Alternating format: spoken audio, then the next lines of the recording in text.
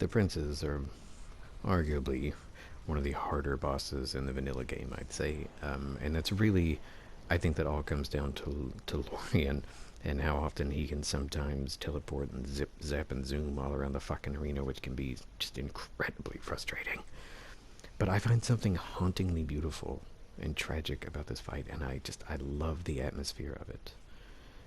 So when Lorien drops in, he will drop in behind you, so be mindful of that. Now, Lorien will do attacks, either one swing, two swing, maybe sometimes three swings.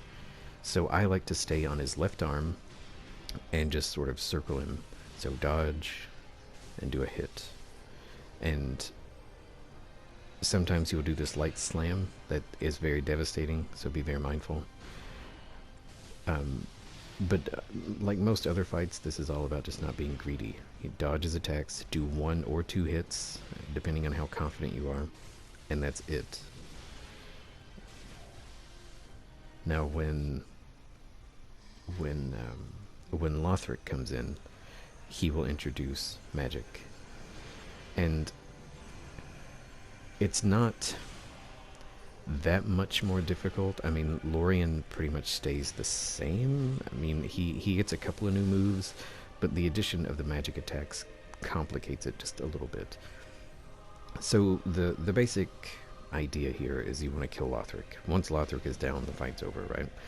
So the same strategy applies. Stay on Lorien, on his arm, and dodge his attacks doing one to two hits.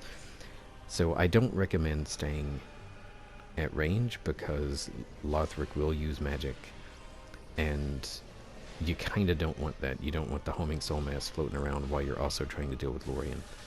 Now, as you are dodging Lorien, in theory, hopefully, when you are hitting them, you are hitting them both, and not just Lorien. And you are doing damage to Lothric, because when Lorien goes down, you want to have done enough damage to Lothric to end the fight right here. Yeah, I mean, I don't know that I find it hard anymore, but certainly in my first several runs of the game, I mean, it was a decently difficult boss fight, but one that I absolutely love, and it's in my top 3 in this game.